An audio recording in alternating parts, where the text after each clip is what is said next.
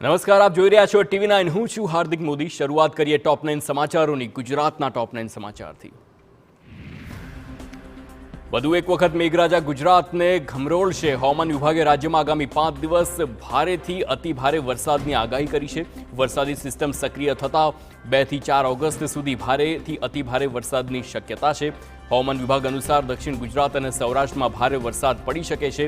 2 ઓગસ્ટે નવસારી, વલસાડ, તાપી, ડાંગમાં ભારે વરસાદની શક્યતા, તો 3 અને 4 ઓગસ્ટે નર્મદા, ભરૂચ, સુરત સહિતના વિસ્તારોમાં અતિ ભારે વરસાદની આગાહી. અમરેલી, ભાવનગર, ગીર સોમનાથ અને દીવમાં પણ વરસાદની સંભાવના. અમરેલી જિલ્લામાં સાર્વત્રિક વરસાદ પડી રહ્યો છે, ત્યારે સાવરકુંડલા શહેર અને આસપાસના વિસ્તારોમાં ધીમી ધારે વરસાદ વરસી રહ્યો છે. સાવરકુંડલાના ગ્રામ્ય વિસ્તારમાં પણ વરસાદ વરસી રહ્યો છે. લાંબા વિરામ બાદ વરસાદ શરૂ થતા ખેડૂતો ખુશ.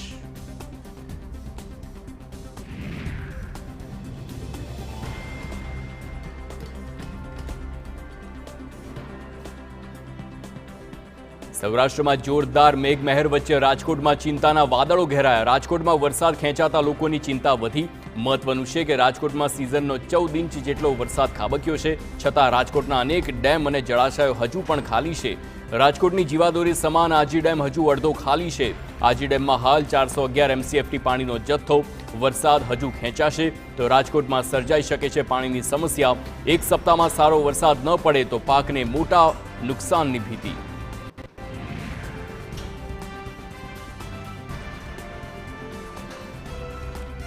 જૂનાગઢ મહાનગરપાલિકાના શાસકોના ભ્રષ્ટાચારના કારણે તંત્ર સાવ ખાડે પડ્યું છે.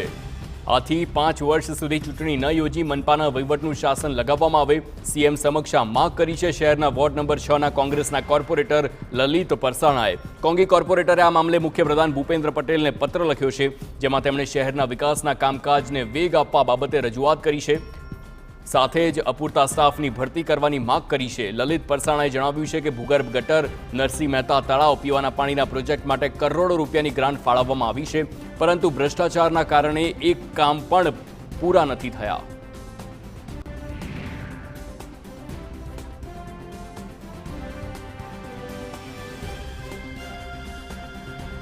રાજ્યમાં સહકારી બેંકોનું કામકાજ અટકી પડ્યું છે. છેલ્લા 3 દિવસથી રાજ્યની અનેક સહકારી બેંકોમાં ટેકનિકલ એરર આવવાના કારણે ટ્રાન્ઝેક્શન નથી થઈ શકતા.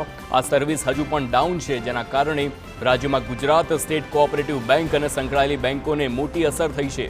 આની અસર દેશની 356 બેંકો પર પણ પડી છે, જેના કારણે 5000 કરોડથી વધુના ટ્રાન્ઝેક્શન અટકી પડ્યા છે. સોફ્ટવેરનો ઉપયોગ કરતી બેંકોના કામકાજ પર સોફ્ટવેર એરરની અસર દેખાઈ રહી છે. CAG કંપનીએ સાવચેતી માટે ડિજિટલ ટ્રાન્ઝેક્શન અટકાવ્યા છે.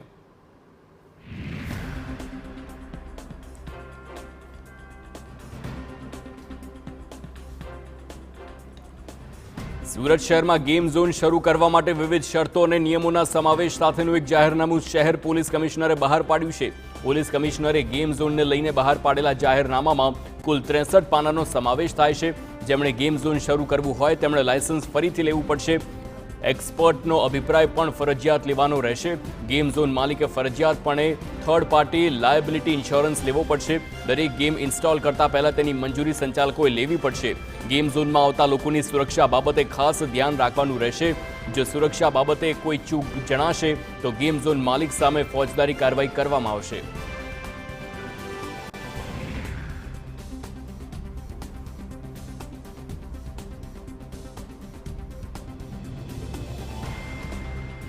બનાસકાંઠાના અંબાજીમાં અસામાજિક તત્વોએ આતંક મચાવ્યો છે. અસામાજિક તત્વોના ત્રાસથી કંટાળીને લોકોએ અંબાજી સંપૂર્ણ બંધ રાખાયું છે.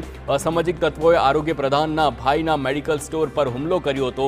પોલીસ દ્વારા હજુ પણ માત્ર 2 આરોપી જ પકડવામાં આવ્યા છે. હજુ 2 આરોપી પોલીસ પકડથી દૂર છે. અંબાજીમાં લુખ્ખા તત્વોનો આતંક વધતા વેપારીઓમાં ભારે રોષ છે. અસામાજિક તત્વો વેપારીઓને હેરાન કરતા હોવાથી લોકોમાં રોષ છે. અંબાજીના વેપારીઓએ સ્વયંભૂ બંધ પાડી દુકાનો બંધ રાખી.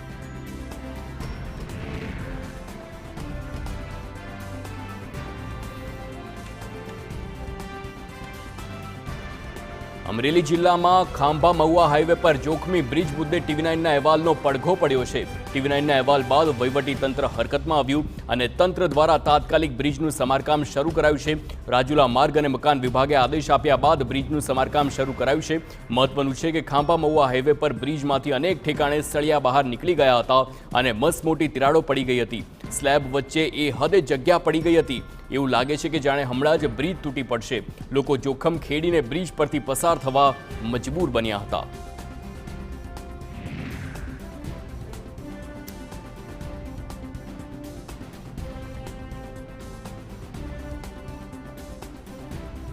સુરતમાં સરોલી મેટ્રો બ્રિજમાં સ્પાનમાં તિરાડ પડવાની ઘટના બાદ સ્પાન ઉતારવાની કામગીરી શરૂ કરવામાં આવી છે અને સ્પાન સંપૂર્ણ ઉતારી લેવાશે. પોલીસ અને મેટ્રો રેલ કોર્પોરેશનની ટીમ દ્વારા સ્પાન ઉતારવાની કામગીરી શરૂ કરવામાં આવી છે. સરોલી કડોદરા વચ્ચેના એલિવેટેડ સ્પાનમાં મોટી બની હતી તો સ્પાનમાં ખામી સર્જાઈ હતી અને તેના કારણે તેના બે ભાગ થઈ ગયા હતા, જેને પગલે સારોલીથી કડોદરા તરફનો રસ્તો બંધ કરાયો.